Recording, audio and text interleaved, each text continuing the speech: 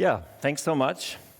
Good morning again. I'm really happy I'm here. I'm in Estonia again after some time of absence, and I'm happy to be in Estonia because Estonia has very deeply influenced my thinking and feeling. That means some Estonian persons, but also Estonia as a community of being, of living beings, of non-human persons, of the whole atmosphere.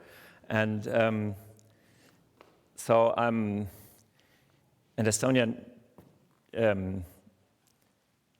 evidently is a seaside country, so it also has always made me think about what the ocean means. And what my extensive excitement of being close to the sea and the ocean means. And that's one of the entrance points into my thinking. So the picture I choose to start for this talk, which when I choose it, I was thinking, is it really fitting? Because it's the Mediterranean Sea, it's not the Baltic Sea. But then coming here and seeing the stormy, gray Baltic Sea, I think it's probably not that bad, actually, as a start to try to explain to you or to pull you with me on this little journey about why I really think it's a good thing to re-understand ourselves and to re-feel ourselves as part of this living planet, as part of the body of this living planet, as part of the living matter of this planet, and as the way this body, this matter, is experiencing itself. And so this is something which to me has always been this has always kicked in when I was. It's happening when I am. It's a question which guides my life, so it's happening everywhere and always. But it's particularly related to the ocean. I remember that already as a young person, I was always asking myself, why is there this profound movement of my soul, of my feeling when I'm standing there? So I really remember certain situations at different oceans in different countries, when I was asking myself, why is this so? Why is this moving water, this breathing in and breathing out of the waves on the shore, why is this telling me something?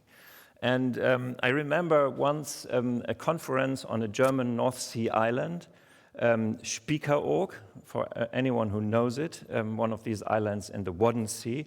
It was a climate conference, and we had a beautiful walk on the shore in the evening, which was part of the program with a beautiful sunset. So it was just a fantastic publicity setting for Spiekeroog Island with a roaring North Sea in November.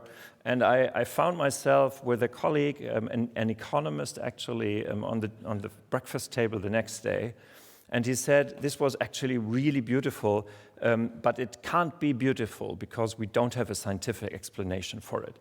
And he looked to me in a very sad manner. He looked at me, it's beautiful, but it can't be. So I was there, but I'm not here. And to me, this really signifies this dilemma our time is and our civilization is in, that we sense something and we understand something through our embodied existence. And then if we go there with a traditional scientific mindset, it can't be. It's inexplicable, or it's only private choice. And what I'm trying to do here is to draw you a little bit into the counter argument, so that it's not private. It's not just a private thing. It is something profoundly about the world, what we understand there. And and we have the right to understand this. So it's not that, like this colleague did, to disown this experience, but instead I think we need to embrace it. So let's start. This is the Probably you will see me turning to the screen behind me, but it's not there. There's only a picture of the fantastic hero Kalevi Poetic, which is very nice. So let me just tell you a little bit the itinerary. I'll start to tell another story about the ocean, and then I'm going into trying to explain why we can consider ourselves as something like the self-experience of the living whole we are part of in an individualized form. And I call this poetic space, which is not separated into objects and experience, but which is a coherent domain in which we exist, and the separation comes later. And this domain is made of continuous mutual transformations of individualities. That's life, that's ecosystem, these continuous transformations. And through these transformations, we are able to understand life, and we're able to understand others through ourselves and ourselves through others. And then in the part before the last part, I'll try to take you into an example of this with a little breathing, a very, very small breathing exercise, which is also an intellectual breathing exercise. And I will close with a look to animistic societies. So again, the Mediterranean, and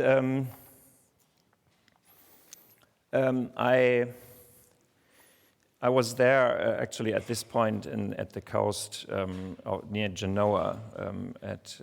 I was lucky to be a resident in a place for artists again on another coast. And there was a Mediterranean storm, very impressive, with blue, different tones of blue everywhere in the sky and in the ocean and in the air and in the distant mountains. This is now, the storm has already gone away, but it was there for some days, and everyone became very excited, every resident. We were all kind of excited in this storm. So it wasn't a serious storm which was threatening, but it was just a beautiful storm. It was a Holocene storm. It was not an Anthropocene storm. And I remember I met a fellow resident who was standing at this coast where there is above these buildings, there is a walk somewhere which you can't see, and she was standing there and clinging to the railing and had this happy look in her face. And I was asking her, what is going on? And she said, I was just standing here and I was just cheering on the waves. I was just so happy to see the waves crashing on the rock. So again, we had this moment that somebody connected to matter and became cheerful just because of this contact and because of this exchange and because of something which is the same in both. And when I stood there, I just realized I completely shared this cheerfulness, obviously. I realized that it makes me cheerful to see this movement because it is me, because it is matter in ecstasy, what I see, and that is me. I am also matter in ecstasy, so it's actually pretty easy. It's actually an experience of myself. And then it is an experience of something which is absolutely not myself, which is the world doing this process of unfolding and relating and dissolving into units, into singularities, and then reconnecting. So it's also something totally different. But I felt that for the first moment in my life, when I was standing at the ocean and asking myself, why is this so? Do I feel so related to this? I was feeling like that is an answer which is actually simple and which doesn't leave a desire to go further and inquire further. So I could directly access this cheerfulness, this joy of being matter.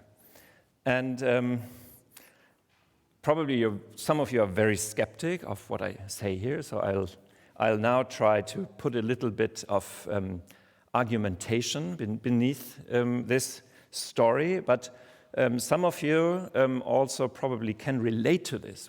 I think we all regularly experience these moments of exchange, connection, meaningfulness, being meant, being spoken to, speaking to, resonating, and we very often somehow override them in our everyday lives because they are not part of our official mainstream view of how the world works. So we push them aside, but they should be the center.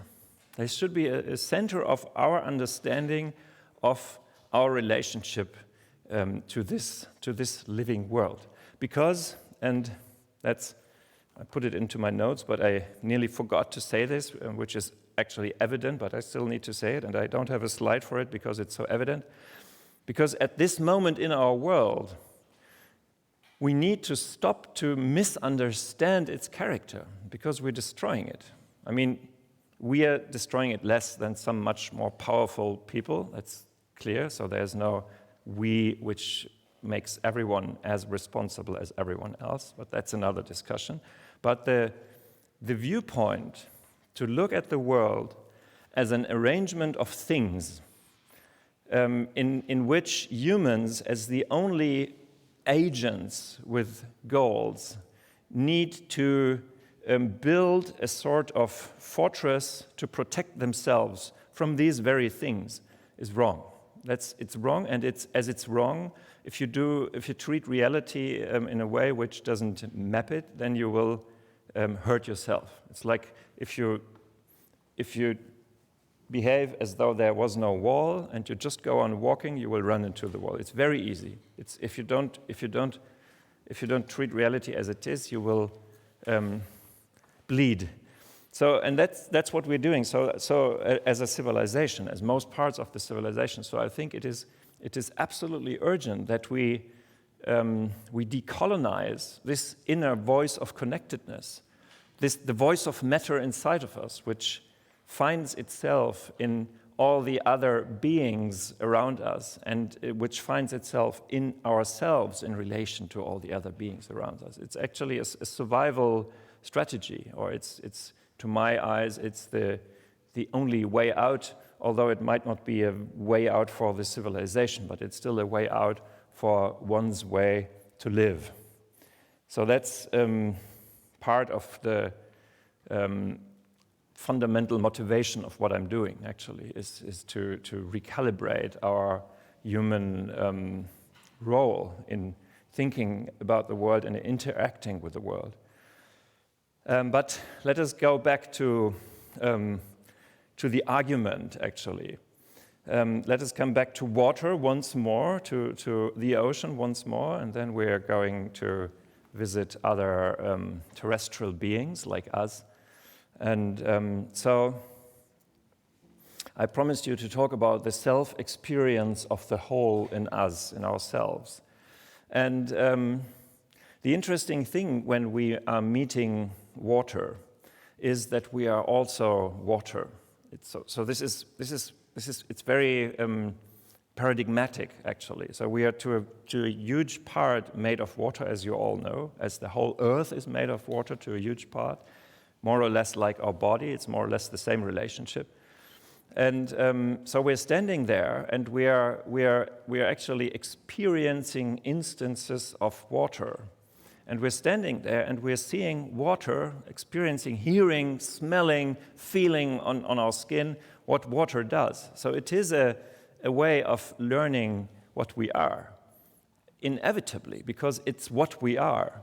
And this relationship is not only one way. So it's not just an epistemology which works with our bodies, but it's also the other way around. Because if it is water which fills the ocean and which is doing all these things, then it is also water's way to experience itself by becoming individualized in beings, in persons like us, who have interests, who have desires, who want to strive for their ongoing life, who want to interact, who want to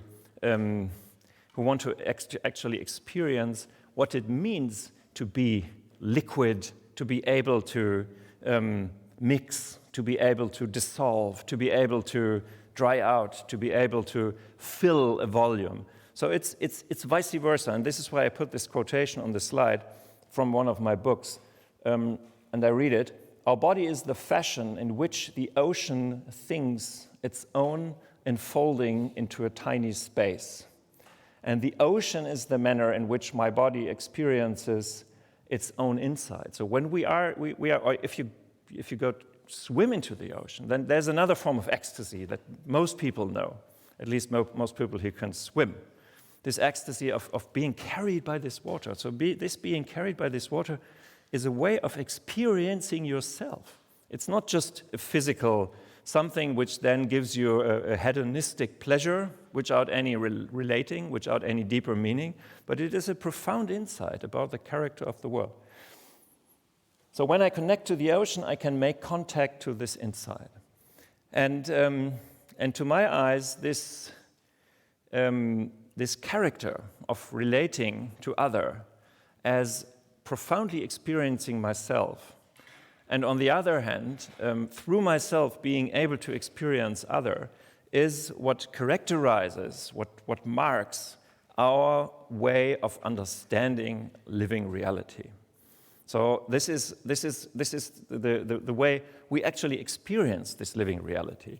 And this is the way, and I come back to this at the very end of the talk, this is the way many peoples for hundreds of thousands of years understood the world. So this is nothing new.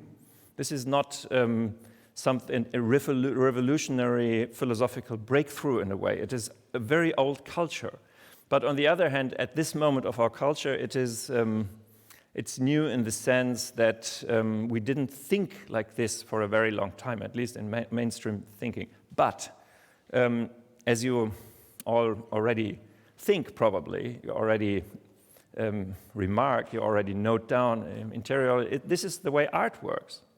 This is the way art is communicating. It's communicating by expressive bodies, by participating in gestures, by making matter, to quote Karen Barad, by making matter meaningful. So it is, on one hand, it is a practice we know all the time. So it's something we also have in our culture, but we have channeled it into a very small, confined container, which we call art or cultural life, and then we have all the other containers and all the other objects labeled, and that's, again, a problem. Okay, let's go on. All this, what I'm talking about, this domain in which we cannot neatly separate objects from experiences, because there are no objects, there are life processes, there are unfolding persons mixing with others, and there are no purely abstract experiences. Experiences are always something happening to these bodies mixing with one another. So this is entangled. We don't have two domains. So you see, this is, you could say in philosophical terms, this is my goodbye to dualism in a very explicit form. So we can't separate the world into things and meaning, or things and minds, or nature and culture, whatever you name it. It's in many versions, because it's always entangled in one another, and that is what I call poetic space.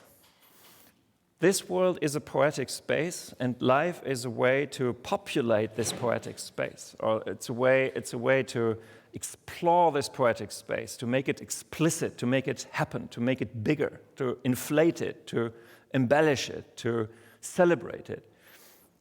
And in any instant, in any moment in which we come into contact with another being, we are walking through this poetic space, and we have a physical exchange, and we also have an exchange of experience and of meaning. So in a way, we are moving through this world on a material level, on an outside level, which you can observe, you can record, you can film, you can document, but all the time we're also creating an inside world, an experiential level, a feeling level, a meaning level, symbolization. And this is valid for both parts. So this is not something which we are just, which is just happening in our head, and then we are projecting it back on the world. But this is always exchange, because this entangled world only functions through further entanglement. So the only way to go forward is you mix more threads and create more knots. And yeah, this is why I showed you the bud of one of my favorite trees in my Berlin neighborhood, which you see it's very, it's growing in a nearly, it's not growing up, it's kind of growing in the wrong direction. And I'm really afraid every spring that the horror clowns of the gardener team are cutting it, but so far it's still there. So you have the picture, and you have another picture of it. And then again, so when you meet another inhabitant of this poetic space, what you do is you meet on a very pragmatic level, so you can feel it, or you can run into it, or it can scratch you, or you can break it, or you can take it home, or whatever, or it kills you, all these pragmatic things. But at the same time, you're meeting on the level of exploring this world as inside. So you always also understand something about aliveness, about togetherness, about reciprocity in this world. And I think this second component is something which we need to reestablish, because it's part of reality, and we have totally excluded it from our way of treating reality. We're only living in this pragmatic version, in this, people might call it rationalistic version of reality. So here's another part of it. Because the poetic space is constant existential meaning, it is also constant communication. So that's leading me to this part in which I want to explain that we actually can understand a lot about the world by simply being part of the world, and by putting into action our way of knowing by being a part of this material world. So we are hugely privileged, because we are this world which knows about itself. I mean, isn't that crazy? So we humans in our scientific, philosophical, cultural traditions have really built ourselves this exiled outpost where we look on the world and say, can we understand it? Is there any world at all, or is it just a projection? Or you all know these things. And so we totally exile ourselves, to the point that this colleague of mine said, in principle, I would really have liked to find it beautiful, but I can't access it, so I'm sad. And I mean, you know what happens when you're sad and you're traumatized? What happens? You're starting to become destructive. And what we see in the world is we humans are hugely destructive. And this has to do with this excluded vantage point, to say we don't have anything to do with this world, and we can't even know if we can say anything about this world. And this is even scientific nobility. If you say, no, I can't really tell you anything about it because I'm a scientist. And this is really dangerous, because it excludes the scientist as a body which populates poetic space. This is excluded in an a priori way from many forms of, let's say, at least classical, mainstream, Western dualistic science. The scientist is not allowed to be part of the living space of the world. That's what Bruno Latour, in I think it's the book before the last book, what is it, Becoming Terrestrial? The Terrestrial Manifesto, I'm not sure about the English title, where he says that's the view from Sirius, from the star Sirius. So that's of scientific merit, to go as far as you can, and then look on this little blue planet full of life and try to say truths about it by being totally detached. And as you see, as we're not living on Sirius, these truths can't be truths, because we're not even living at Sirius. I mean, if we could go there and look at the Earth, we might have some truths which then, when you come there, are wrong because you're so far away. But if you don't even live there and say, no, everything what we say about the world needs to be the view from Sirius, unless it is like this, it is invalid, you can't talk to us, then we really have problems.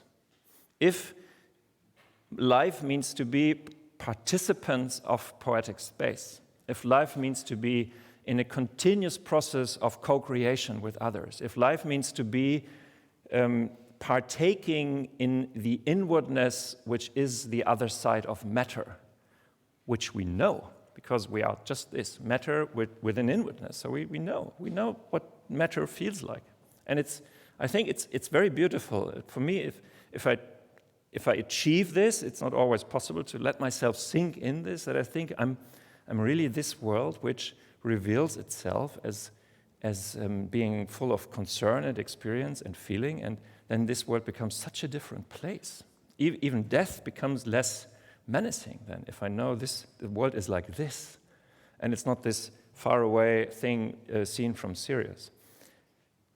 So to come back to my talk, actually, stopping talking about Sirius, the important point in this is that through being part of this poetic space, and through feeling it, living it, breathing it, sensing it with our bodies, we can understand it. We have a right to understand it, and we have even an obligation to understand it. There's an obligation to understand it, and from this understanding, to care for it, because it's caring for our own whole shared body.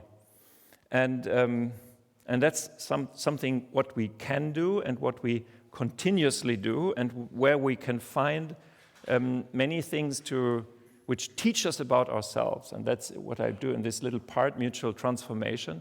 And I show you two pictures, actually it's three pictures, again of water. Good choice for a half amphibious country like Estonia. And just to show you what happens if we go with this other perspective into the world and look at the world and see that everything which happens in this poetic space is never about being just one thing. It is always about mixing with others and becoming other, and through becoming other, deeper understanding yourself and deeper becoming yourself. So the way to our individuality is always leading through others. So again, it's impossible to detach ourselves and to go away, because then we'll break all these bonds with others, and we break all the nourishment, and we break all the menaces, we break all the restrictions which come through this constant mutual transformation. And I show you the water, because for me, rivers with the pebbles and the stones, again, they're again an instance which make me stop and sit and say, what is going on here? Why is this important? Why is this? What are you telling me? Actually, before I was asking myself, why is this important? And now I'm sitting with the river and asking the river, what are you telling me? Which is actually easier as a gesture. Answers are given. And in this interplay, in this togetherness, in this game, in this tender, erotic exchange of water and stone, which you see, of water. Sorry, I'm always pointing to the slide I only see, but it's the same there. There's a profound cosmic feature, which is that this world loves to differentiate and then to come back and to meet. That's why I call one of my books Erotic Ecology in a subtitle, because it's always about this embodied poetic space, and it's always about meeting, it's always about physical touch, and then things happen. And between water and stone, to me, the most astonishing thing which happens is that the water, which is the most fluid, the most fleeting, the most soft thing we can imagine, and which is us, and rock, which is the hardest and the most resistant and the most splintering, breaking brittle material, if they come together, they start to exchange their qualities. Look at these pebbles. They are just the roundest and softest forms of stone you ever find. And that's why people put these pebbles in their pockets and take them home. That's why it is forbidden to take pebbles from beaches nowadays, because then people show up at the security in the airport with pockets full of stones, which they stole from the beaches, because they are so beautiful, because they are an instance of water, because they communicated with water and they became like water, and we want to take them because they are like water and they are like us in a way. They are so tender. And they're also stones, and we're also stones. Like, look at your bones. They are stones. Like, they are, to a huge part, they are mineral. So again, we find all these mixtures, and we relate to them, and we want to participate in them. And we want to participate in them because through this participation, we understand the world. We are emphatically part of this world. So maybe we should say we celebrate the world. So it's not epistemology. It's also a sort of loving celebration, I'd say. Yeah, this is actually just again an illustration with another erotic picture from the same region. So in this world, there's something like an ever-active tendency in things to congregate and to bond together. So this world is one, but then it's yearning to self-experience. It's yearning to differentiate, and these then yearn again to come together. That's what we all know. We yearn for individualization, and then doing this, on the way to this, we need to meet others. We need to have inspiration. We need to be fed. We need to be nourished. We need to change. We need to die through our old ways. And this is the way of the world to my eyes. And this is why I wrote there, for this reason, we could even describe physics as a science of relationships. So we talked about physics when we were talking about water and stone. So if you break it down, this world is to its most basic level. It is this exchange through which experience and innovation in this poetic space is created. And again, this is just, I already told you this, this is just an illustration again about my fascination by this, of this incredible communication between water and stone, where then, the other side to it, which I didn't tell you, is the pebble becomes rounded, it becomes soft, but the water becomes hard. Go under a waterfall which tumbles over stones, water becomes hard, it becomes ragged, it takes on the form of the stone. So the water, in a way, is the mirror image of the stone, and the stone is the mirror image of the water, and or the stone is the water in different form. And I really, and again, you see, these are also artistic pictures. So we're already in this poetic space where art comes from, and it's happening in the world all the time. And so our own body, as that part of this world, of this coherent world, which we most intimately know. I'd say it like this. I wouldn't say which belongs to us or which we own or which is set against the remainder of the world, but which we most intimately inhabit. This body is the key to knowledge of other bodies. And you know, it's easy if you're looking at other human persons. It's easy. We know from their bodily postures what is going on. Although we don't train this, and although this is to a very high degree unconscious. So we know this, we react to clues of somebody's posture, of somebody's facial expression, and we don't even know it. And a lot of toxic things going on in between people are related to not knowing to which form of embodied cues we are reacting. So a lot of things are going on there. And this is working through our bodies. And we know that in human brains and in animal brains, we have specific systems who make us actually experience the feeling others have in their bodies, in our own bodies, which are called the mirror systems, the mirror neurons. You have heard of them probably. So there are parts of our brain which, if we see bodies being in a certain posture, which is related to a certain feeling, which we then feel in ourselves. So if you see a biker, somebody on a bicycle falling, you feel it. You can't help. You somehow you feel bad. And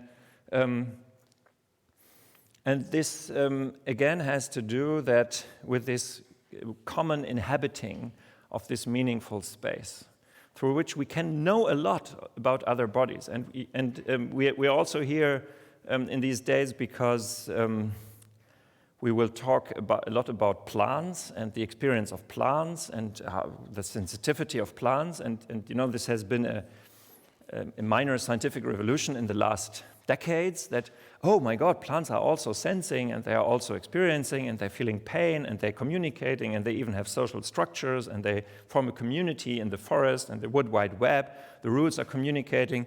That was such a surprise for so many who only thought that animals with a central nervous system can create this detached image of a world.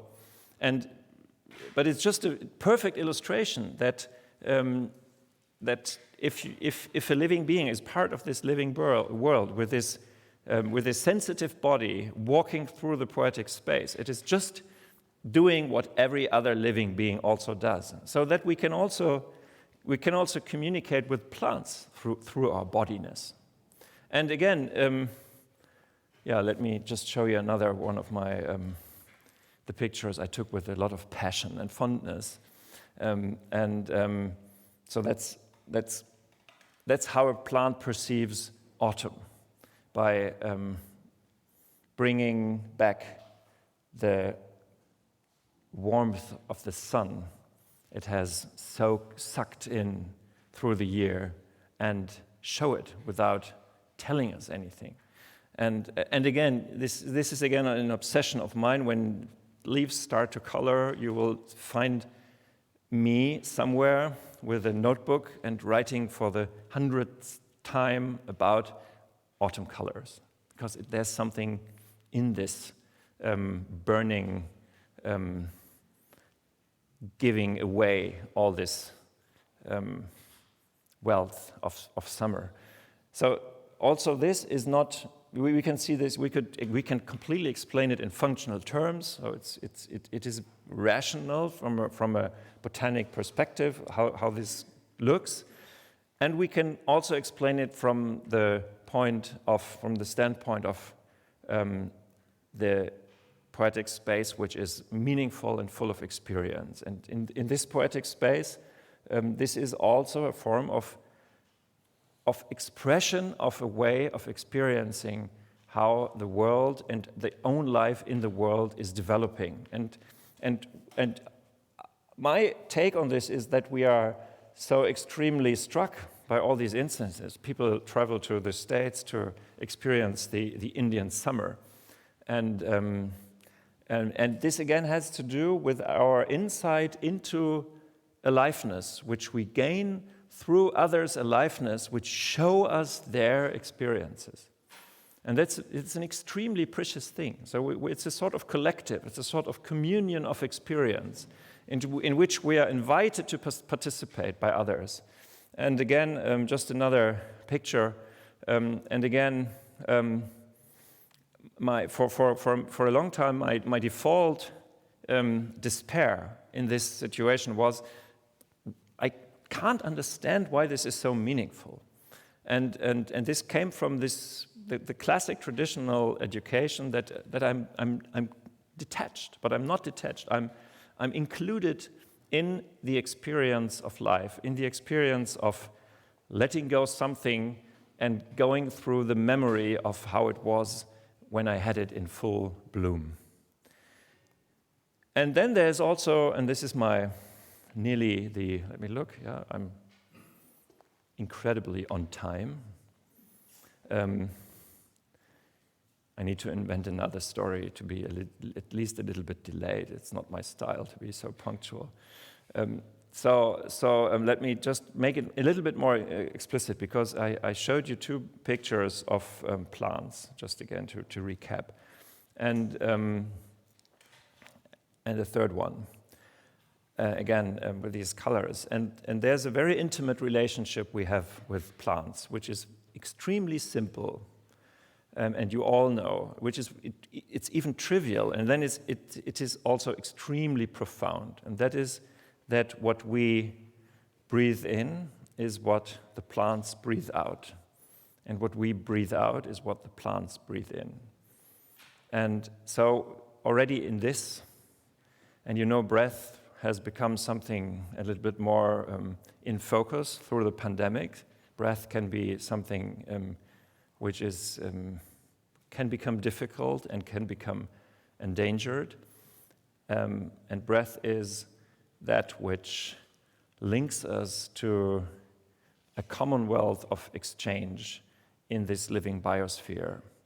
And just, I promised you a little breath exercise, but it's truly just take you a minute and just breathe. And while you breathe normally, but just with a little consciousness. And while you breathe, think, imagine, visualize that you're breathing in the body of the plants and make it your body. And when you breathe out, you're giving away your body. And it becomes a body of a tree, of a flower, of a lichen.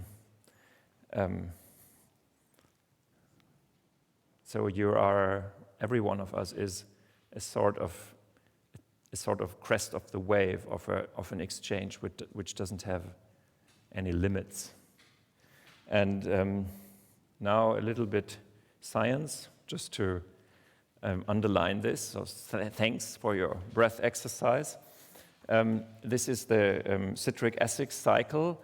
And I just wanted to show you one astonishing thing which is related to this exercise, because there's also the other connection, because we are then eating plants and they become our body again. And you know that plants are eating us after some sort of breakdown.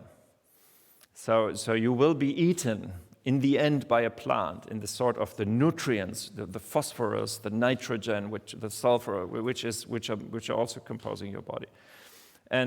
So you don't have any possibility to evade to be finally eaten by a plant.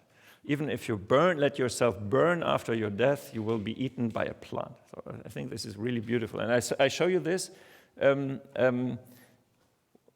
apart from showing it to you because I'm a biologist, and I also wanted to show you one scientific slide, but I also wanted to show you that you see food comes, this is focused on food basically. So food comes in. So food is carbon. It's carbohydrates, or it's fats, so it's always carbon. It's energetic carbon, which we take up. And the interesting thing in the citric acid cycle is that this carbon goes directly into our body. It becomes our body. So what we eat, the bodies of the others which we eat become our body. And then what we breathe out, and this is the red CO2, it's also coming from this cycle. So it's also a body. So the CO2 we breathe out are other parts of our bodies which are broken down. So we are absolutely not inert and taking up energy through food like a car engine is taking up energy through gas. And then burning it and remaining inert and then going on and needing to refuel. We're totally different. We're changing into what we eat. And we're giving what we are, our body, into the atmosphere, which is the commonwealth of reciprocity. And then others are taking it up and making their bodies from it. And this is to me, a very beautiful and a very empirical instance of poetic space. And it's something which you can, in every instance, you can sit down and you can, through your breath, do this, be there. And if you don't do it consciously, you inevitably do it. So we have no choice. Might we have so much technology, we don't have any choice, then remaining part of this poetic space. Okay, so now I'm already late, so I'm just skipping 2 slides and showing you one last, which is extra large writing for the last row. And I'm reading it, so no worries. And I need to, this could be a totally different talk, another talk, and it's actually part of what I'm doing now.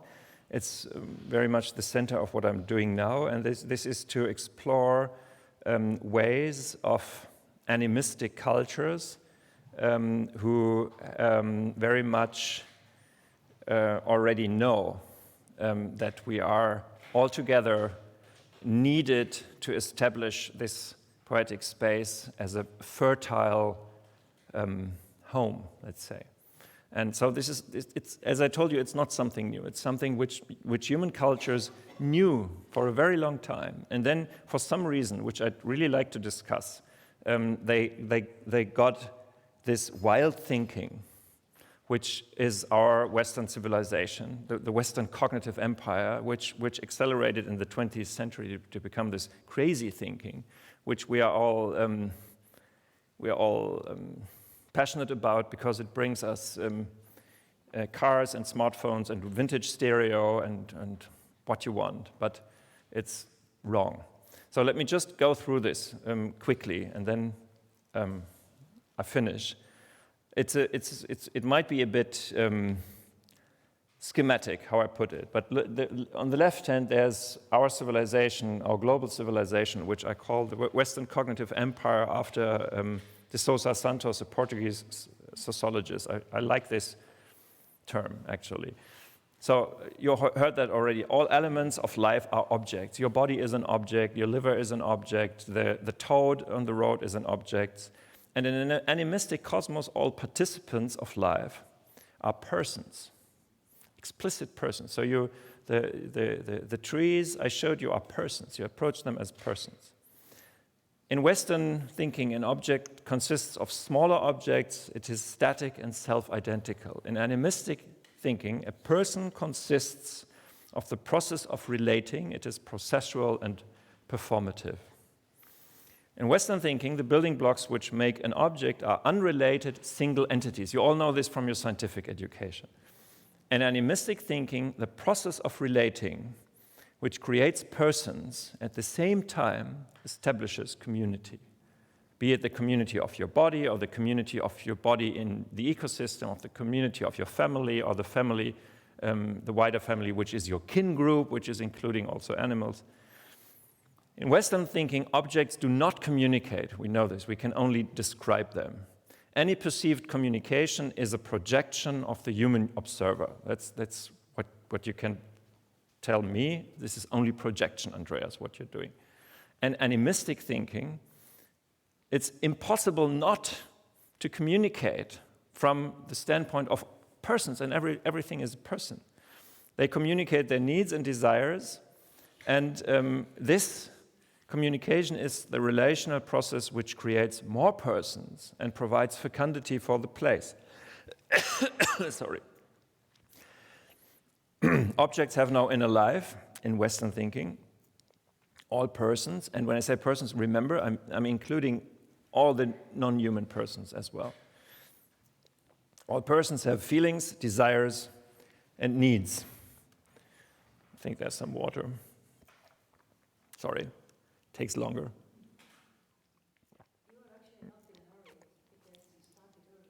We started earlier, yes. Now I'm looking at this screen full of zeros.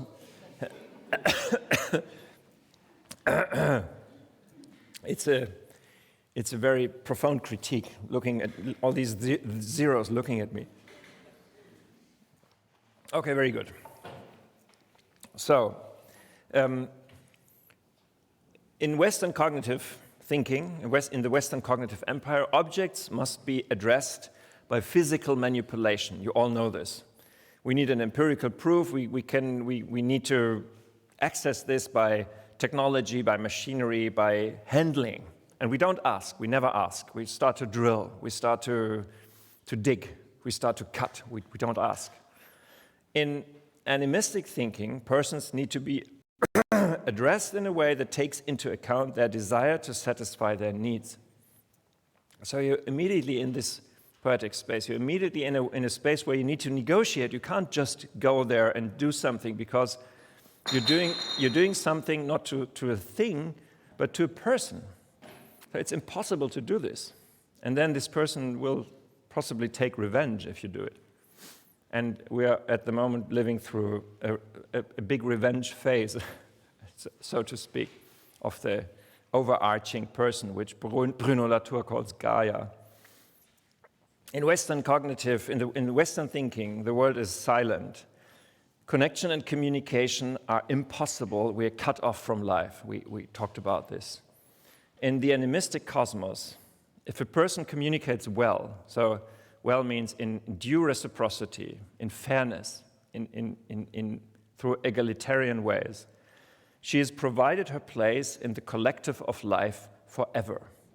So there's no fight for survival. There's just good behavior as part of the fecund web of life. And then you're provided your place in life forever. Isn't that sounding nice for us death-fearing Westerners who try to stonewall ourselves all the time? And the last one, we Westerners must build culture in order to give ourselves life in a dead world, in a meaningless world. Culture protects us against the meaninglessness of the cosmos. And the opposite from animistic thinking would be, we must build culture as continuation of a life-giving cosmos. Culture connects us with the meaningfulness of the cosmos. So culture in this thinking is not something opposed to this world out there, but it is the human way to make this world inside flourish. It's totally different. But then it becomes, as you probably can see, this second culture as the human way to be alive, and to be alive in reciprocity with others. This culture then becomes intrinsically poetic, because in a cosmos of relationships, you can only communicate in a poetic way, in a metaphorical way. You just can't go there and take a sample and analyze it. You need to communicate. You need to ask. You need to get an intuition. You need to be the stone that mirrors the water. So immediately, this culture, which is the culture of aliveness, is also a culture which is deeply infused with what in our Western cosmos we call art, or we call poetic thinking. Okay, so that is that. Thanks a lot. There are some of the books Grete already mentioned, and thanks a lot for your attention.